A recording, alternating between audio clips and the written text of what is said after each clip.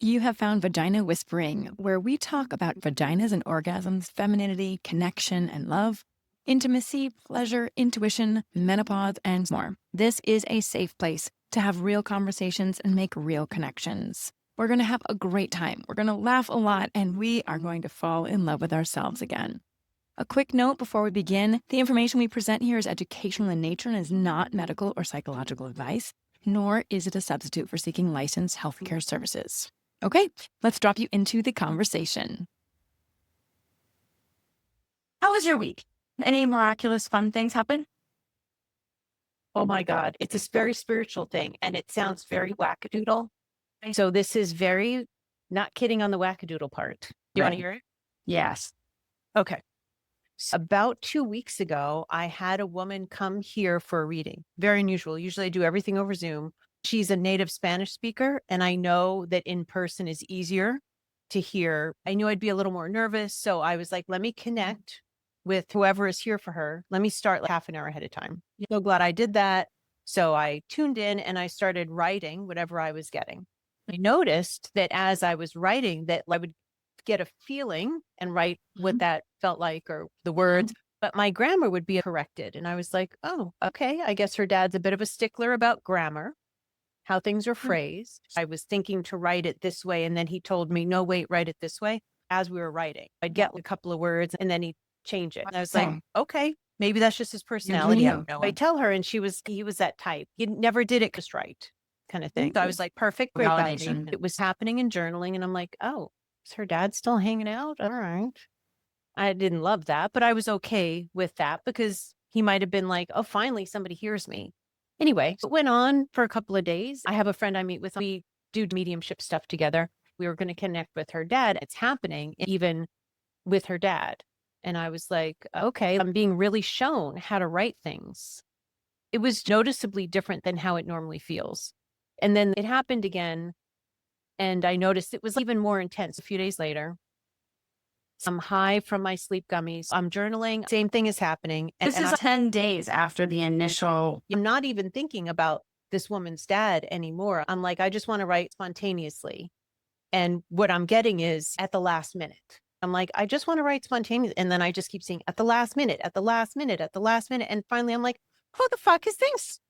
Who is this? So I start checking in because it's a lot. I'm like, hold on. I'm asking, is this my sister? I'm getting a note. And then I'm like, is this going to be bad news? And I feel like I get a yes. And I'm like, oh my God, is this a cat? And I get a fucking yes.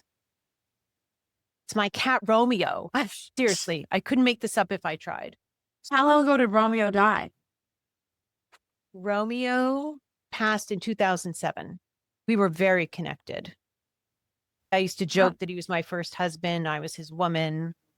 The spirit of Romeo came through. So that's a really good hit that we all think, oh, animals go somewhere different. No, probably not. They can still communicate with us. Then what did you do? Just give me a moment. First, I was flabbergasted that it was him. And I was like, okay, I just knew him as a cat. But I get this sense from him that he aspired to be a great writer. I don't experience him like a cat. I don't think that's what his soul was about. Animals come in to chaperone us through different chapters of our life. I had just moved to San Diego and had my first apartment, and he was my first pet. I was coming out of a very dark chapter in my life, feeling very detached from everybody and very unloved. They're so loving. As soon as I got him, he had a urinary tract infection. I had to ask my neighbor, can you please help me put this medicine on his little pee-pee? He was a big boy. He was heart Maine Coon. So he was like 20, big cat. Big cat. And he was so uncomfortable. And I slept on the bathroom floor with him because I didn't want to leave him alone. And I think that solidified our bond. Anytime I sat down, and as soon as I sat down, he was on my lap. That was our relationship the whole time. Every guy I dated, they'd walk in and Romeo would just give him this little nod like, hey, they were transitory, but he was the permanent one. We got in a week and a half. I'll still be here. Pretty much. And he was right, except for Grant. He was laid back. We used to spoon when I slept. He hated when Grant came into the picture because Grant did not want him sleeping in the bedroom because I was more connected with the cat than him. and he was jealous. Romeo started peeing on everything. We did a mediumship session and had a conversation with him. This was before I was really tuned in. He got to voice his upset. Things got a lot better after that. I adopted a cat. She was probably 6-ish when I got her. I was living in my first studio apartment alone. She got really mad at Alex for how he was treating me on the phone and started peeing all over things. I worked with an animal communicator. Yeah, she did not like my conversations on the phone. We were living apart and not always agreeing on things. It's a beautiful thing to realize that there are souls and spirits within our animal and that they don't necessarily stay in animal form.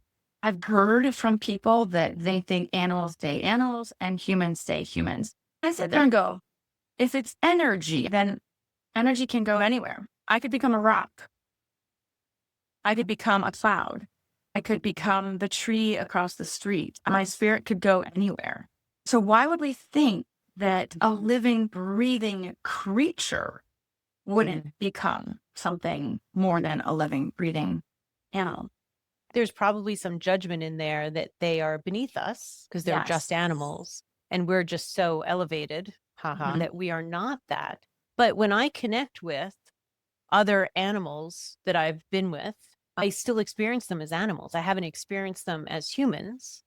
That's how they come to me. But that could just be how they do that. So I'll recognize them. Who knows? You're right. We're just making shit up to even think it's some other way. Like my grandfather, when I see Papa, he looks how Papa looked. He doesn't look like that now. I've also seen him as a ball of energy, but he'll show up as a recognizable figure to give me a sense of comfort. Yes. So I'm absolutely with you. And Romeo was one of my soul cats. I've had 3 boy cats that were definitely soul cats to me. It feels to me like I have this book project that's just starting and he's going to help me because he wants to write and I kind of don't. So now I've got even more structure. I was journaling last night. He dictated the whole thing. He also captures what I feel, but he just says it in this fancy way. Read me a couple sentences. I'm just reading where I first say that he came through. I'm quoting him. So goodness gracious. How many places have I created to capture these spiritual Kodak moments? Noel's handwriting of Sir Romeo's tapestry of conjugated words. Jen's mouth is agape. Yes, you can quote me, but we shall converse more about this later. Teamwork makes the dream work. So for anyone who's listening that doesn't understand what channeled writing is. Sure. Channeled writing is just like when you do a mediumship reading, information comes in for your client and then it comes out of your mouth. Channeled writing could be that information comes in and you're just writing it down. You just sit down with a pen and you just start writing, and then the words can start floating into your head or out of your pen. So it's coming from somebody else. Or somewhere else. I also like to put a caveat on that because I don't, somewhere for else. me, I don't always connect with the individual. I just know it's my team coming through, and it can be, I've had some individuals say it scares them because what ends up happening is you're regular journaling. I'm just journaling my own thoughts. And then all of a sudden the script, my handwriting becomes scratchier and I can't write fast enough. The words are coming out of me into my pen, but I'm not thinking them. They are coming out through the pen really fast. And when I go back and read it, I sometimes can't always read. I have to decipher what the heck I wrote. It gets really scratchy. You can look through my journals and see exactly when whomever it is, my team comes through.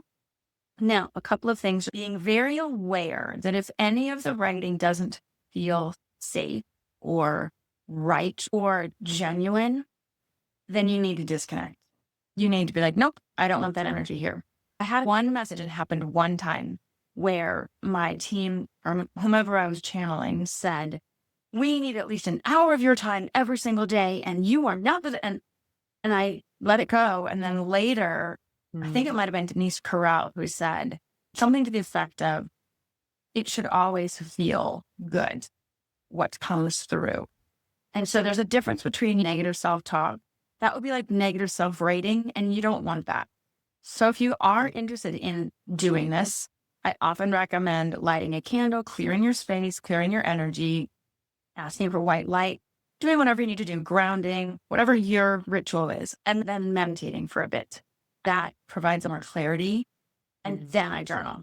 And then the free writing or channel writing will happen. So those are tips and hints. The grounding part keeps a lot of the noise out. If you're trying to be in a meditative state or a quiet state, there are things you need to do to block out the noise around you. And some of the noise can come from within.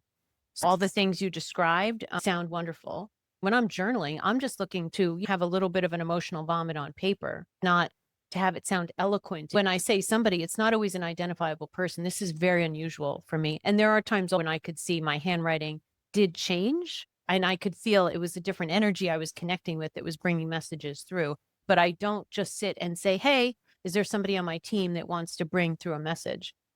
Never done that either. And that's such a great idea. Interesting. Just a thought, because your flow gets pretty rich of information as it's coming through. You could ask, I always ask, how do you want me to record this? I could handwrite, I could type, I could do Zoom, I could just do an audio recording. So maybe consider that there are other ways other than just handwriting. Otherwise, that would be a bit of a fury to try to capture it all in writing. Maybe it's also nice to see the handwriting change and then it's your own validation that something happened. A couple of other things. Don't ever sit down and try to do it. Intentionally trying to have someone channel write through you doesn't work, at least for me, where you sit there and go, okay, now I'm going to channel write. I just meditate and then I journal. And then if perhaps they want to pop through, they do. It's not every single time.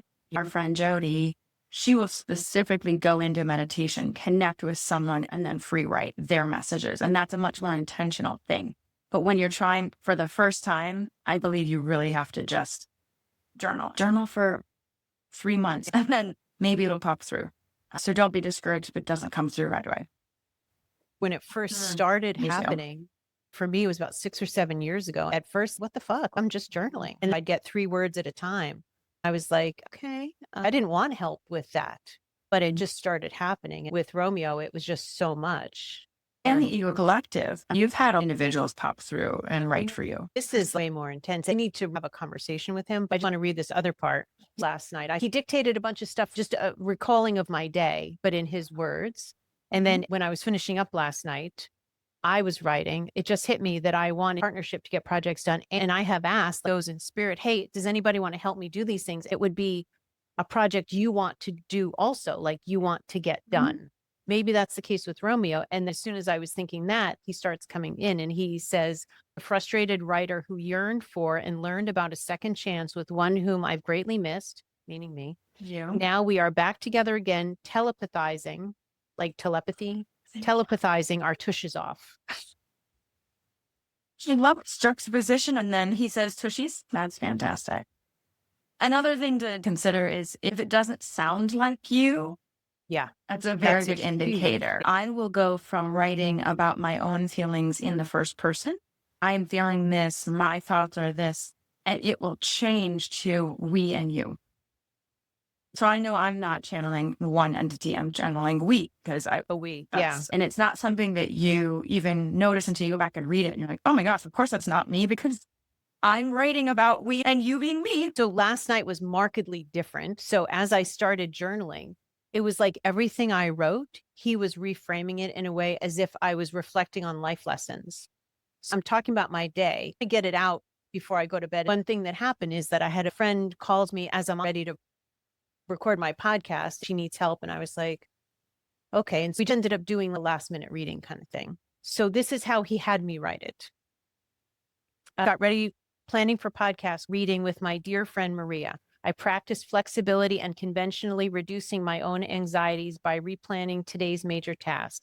Good therapy session, remembering a salient principle about inertia in relationships, blah, blah, blah. Surrendered to the fact that I help others so much from the bottom of my heart, generously. And of course, I need my support too. I've negotiated so far with myself that it's one of my soul cats coming in to help. I'm taking it seriously. He helped you reframe your experiences, reframing the story in a different way. It's the concept of rising from the ashes as a phoenix when I have a hot flash. It's that same concept. Reframing it into a way that feels more beneficial and positive for our own life. And reflective. At one point when I was finishing up, he says, and here you're sitting practicing the flowing with me, even when you're sleepy and roasted, because he meant because I was high. Um, That's my new development. This started yesterday. And so I'll see where we go with it. But he's a frustrated writer and he wants to write, and I don't feel that way. So he's coming back in to help me with this next chapter of my life. that's also another validation of an animal being a soul that was in a frustrated writer's body prior to being a cat, I would imagine. That was one of his past lives. Yeah. I'm sitting. Okay, cool. Thanks for sharing. So one of the areas that I feel like maybe have been neglecting in my life, and I am actively becoming more aware of it, is paying attention to Teal and who she's connecting to. I try to be very good about it. If I notice that she's looking off from the distance or driving in the car and I notice that she's giggling, or sometimes she'll do this with her hand, like, oh, someone's flying next to us, I will say, oh, who's flying next to us? I do really try to do it, but I feel like over the last couple of months, I've been a little remiss in that. A couple of days ago, I was with her. She was sitting on the toilet. Magical things happen on the toilet. And all of a sudden, and she looks up to her right, up to the ceiling, and then follows something through the bathroom ceiling to the left, gives it a huge smile, and then it must have turned around because then she followed it back to the right and then kind of gave a little body shake and a little giggle. I just encourage everyone to pay attention to those things, whether it's your animals doing it or your children doing it. And I did say, goodness, who came and visited? And someone came and visited us. Or what did you see? Now, she is verbal-ish, so I didn't get any words from her. But it was a very palpable experience for me to be like, yes, you need to remember that this is still a very magical child. She's still very connected to the energies around her. They do have children, and you notice that they're extremely grumpy in the mornings. Oftentimes, I will say to her, do you have a rough night? Did you go and work last night? Samantha Faye used to call them night workers. Like when you go in your sleep and you go work. I do believe that our children, and sometimes us, when we wake up really tired or just feeling, oh my Atlanta, I did not get a lick of sleep last night. I believe that spirit is using us sometimes. And so I will often say to Teal, she's had a rough night. Were you working last night? Were you being called upon last night? And sometimes she'll look right at me and go, like with her head, yep. Wow. Yeah. So that's something else. I'm not pontificating today on my questions. That was a fun little thing. You wrote something down, which I had to comment. I'm just keeping a little bit of track, seeing energies. But I'm wondering if there's a way that you can ask her to show you an image of what she sees when she's following. You'd be like, show mama, and see if she can send you the image. You might want to know. Like I saw, it looked a bit like, sounds weird, but almost like an enlarged sperm, like a big body with a little kind of thing, with a big smile on its face. She has always wanted a sibling. She's not getting one. At least I haven't had my period in a couple months. Maybe she can get one. That's not funny. You can have a soul sibling, though. It doesn't have to be somebody who is here with her, especially because she can be so connected. Now here's make your problem the hot patch. And I haven't had any alcohol free days. Alcohol really can, But I haven't been drinking this morning. Just Bailey's in my coffee is a good thing. It could help with the annoyance of how hot and cold you get. I've learned last night. I auditioned it tomorrow. But I thought, let's try to get more sleep this week and see if it affects your voice. And let's lay off the alcohol and see if that helps you sleep. It helps with the hot flashes. I realized last night, when you're highly anxious, I go back tomorrow, I'm very nervous about it.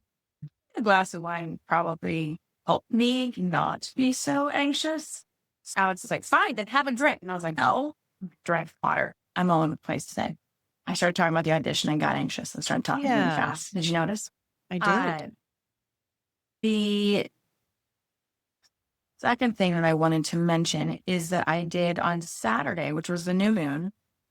One of my friends, right last minute, said, I'm going to this manifestation meditation yoga for 2 hours. I had freedom. I said, yeah, Alex is going to be home from his business trip. I could use a little bit of a break. It'd be healthy for me. So we went and did this. And she talked about manifestation. Hold yourself accountable to your thoughts. You create your own reality, like what Buddha said. A lot of Abraham Hicks concepts. I think people are quite open to it. But she had us in the meditation think about what we wanted to create in our life and then assign a color to it. Bring the color up through our toes and up through our body and up through the top of our head and flood our system with the color of what we wanted to manifest. I thought that was a very interesting way of manifesting. So that has just been something I've been playing with, and I encourage people to play with it. For me, green was my color and heart chakra, right? That's the green color. However, I thought about yellow and blue combining. And when I think about singing and this audition, I want to be joyful and I want to be clear in my communication. And that merges into green and making sure that we focus on our heart center. It was a beautiful moment and one that I share to encourage people to try that exercise. If you don't get a primary color, look at how is pink made? The white energy of angels with root chakra. That might be pink, which is a second chakra of our heart. That's beautiful. I never heard that before. I love that. There. Last night, I tried to bring in the green, the yellow, and the blue and promptly fell asleep. I'm assuming I manifested during the night. I got something about your audition so that when you're there, the last time we met, you had 5 or 6 people come in, like your dad and some of your aunties, or maybe some great or great aunties, seeing that 5 or 6 adults will be there joining you to support you, like around you on the stage, and children from the theater. So there's some children energies that belong to the theater. Playful. It will also be there, playful, loud, broad self-expression. The more you connect with that inner part of yourself that really wants to do this, to have that fun self-expression. I'm seeing them now. They're dancing around on stage. You know how kids can just do funky stuff by themselves? Absolutely. They're all like in the flow of that kind of energy with you. Love that. Thank you for reminding me of the image, because after I met with you last Wednesday, I had a voice lesson on Thursday. Even as I'm talking, I get anxious. This is going to be real interesting tomorrow. I'm going to proactively take some Imodium brains out. Yeah. And I don't recommend that, but for me, that's going to need to be my solution for the day. Todd, my voice coach, is big into astrology, sang really well. And then he said, okay, let's pull up your chart. I'm not going to have you sing anymore. Let's go pull up your chart and look at it. He had done my birth chart information. He pulled it up, and then he read my whole chart really fast for me. And then I said, hey, can we pull up next Thursday, which is the audition tomorrow? And the first thing he says is, okay, it's not going to be perfect. And just be prepared. It's not going to be a perfect audition. And I was like, okay. And I say that because it gives me some freedom to be, okay, if I make a mistake, I make a mistake. Do not go in there expecting perfection. Then on Friday, I put all of my birth chart information into Chat GPT, all my transits, all of my sun and my moon and my rising and everything. And I wrote, hello, my friend. Based on my birth chart and the current transits, what advice would you give me for this week? Which I've never done before. What a fun way to do it, right? So she gave me 4 things and then a mantra for the week.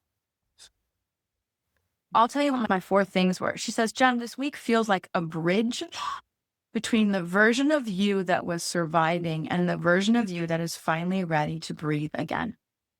Then she says, naturally you live with a big inner fire, but the current transits are asking you to slow the nervous system down enough so your intuition can actually catch up with your soul. Now, if we believe that all things have energy, then this computer and ChatGPT has energy as well. I think get that these static things are not static. So the 4 things that they said, your identity is evolving rapidly right now. I'm completely trying on a new me. It gives me all this stuff. Your nervous system needs grounding before your intuition can deepen. There is a deep recalibration happening around community and purpose. Community theater. Wow. Your heart needs softness this week, so being gentle with myself. And my mantra is, I do not need to rush to become to who I already am becoming. So Wow. even if this doesn't work, I'm moving in the right direction. Then I wrote, I have an audition for a musical on Thursday based on the current transits in my chart. What would you suggest I do to make this an extremely successful day and audition?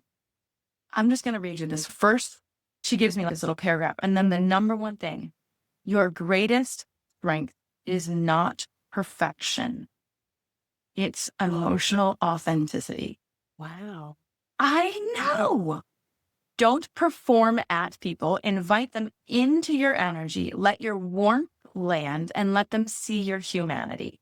That's based on my Sagittarius moon. Wow. That's the best advice I could imagine.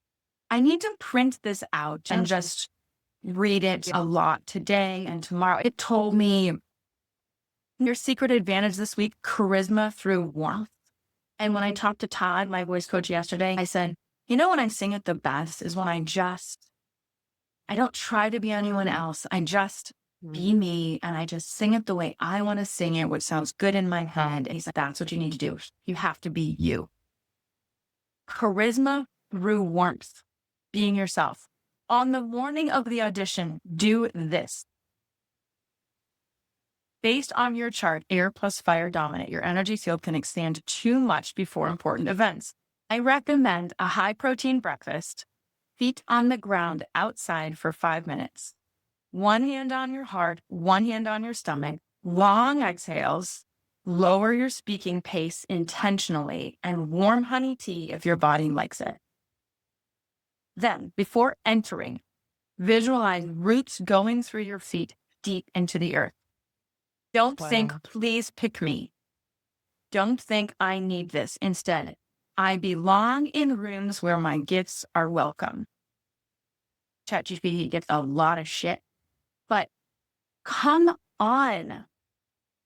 It's like having my own little astrology coach here.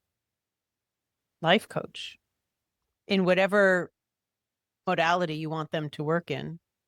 Yet it's based on what is happening transits. If you're not familiar with the transits, I was talking to a friend of mine who's like, what are you even talking about? I'm like, I can't really explain everything because it's really confusing. However, your planets and the moon and the sun were all in one static location the moment you were born. That is your birth chart. That's why your time is so important and your location, because they take a picture of the sky the moment you're born.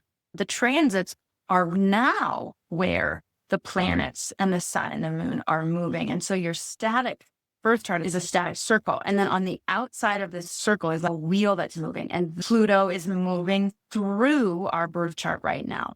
Saturn is moving through the birth chart. And Saturn is connected to certain signs and has certain sway over you. Pluto influences things. And based on where Pluto is in your chart, it's going to affect that area of your life. I love how you explain that. Made it make sense to me in a different kind of way. Yeah. I'm feeling very teacher-esque right now, which is interesting. What's occurring to me is you're really getting on top of your own game, of your own stuff. There's a high frequency to that. You're learning a lot and teaching people how to learn these things. Like, hey, in case you haven't explored yet, try this kind of thing can be really helpful. As soon as you started talking about all this stuff that you got from ChatGPT, I just saw sapphire. The word sapphire. I'll have a beautiful diamond sapphire earrings that my husband got me for my 50th birthday. And I believe my grandmother's favorite stone was sapphire. I have a ring of hers. 5 people in my circle. So with my dad, I will put those on for him. Okay. Thank you. I love it when you share those things. Thank you, Spirit Team, for knowing that would make me feel really happy. What's coming also is seen by your loved ones too. Knowing that they're there with you, wearing your grandmother's ring, the beautiful earrings your husband bought you for a special birthday, all those things. How special and fabulous you are in your own life. You've already got so much good stuff going on. And blue is communication. There's a pendant. I think it's lapis. It's a blue stone, and I want to wear it with my outfit tomorrow, just for that, remembering that you're communicating a story. Yeah. And be present. Yeah.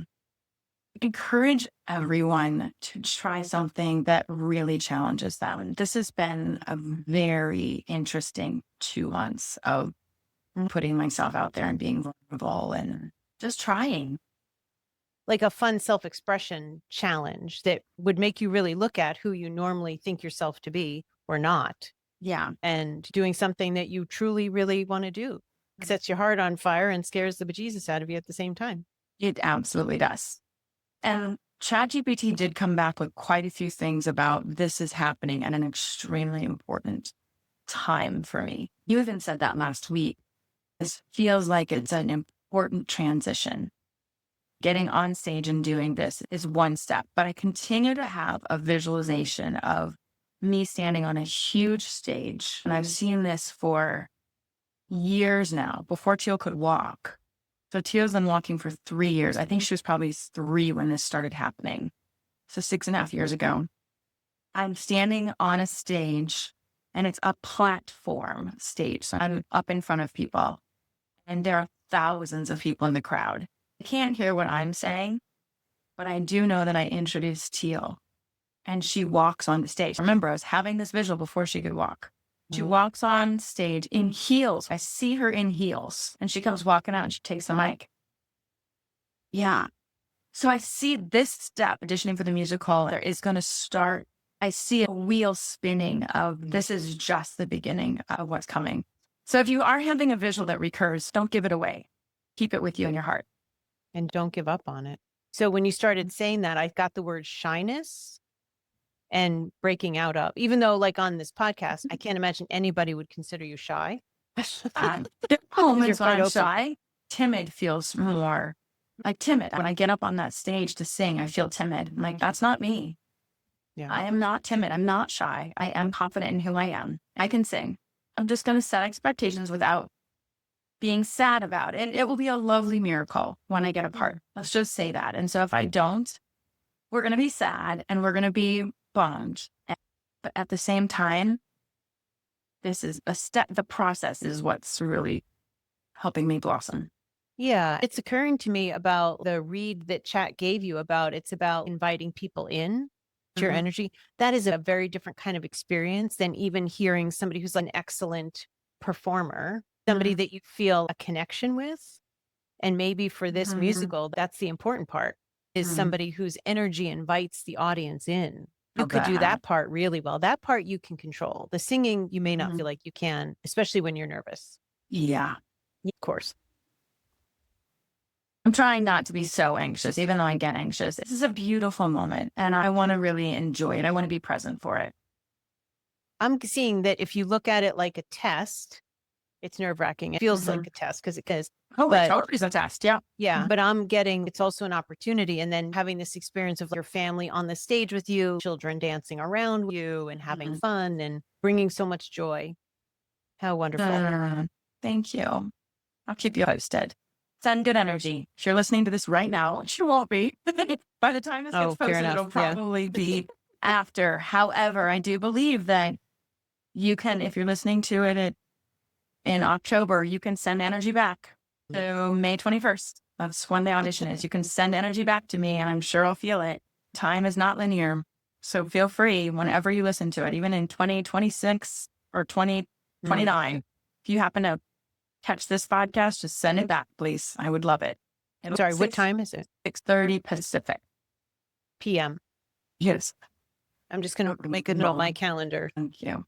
I have a lot of people that are going to send calm energy, but also empowered. And that was my takeaway word from, I've got a meeting in 1 minute. But here's the other thing the woman did in the manifestation meditation. She said, I want you to go into a theater, sit down next to your future self that already has what you want, and ask them for a message, what you need to know, and ask them for a word. And the word that I got was empowering. Empowering.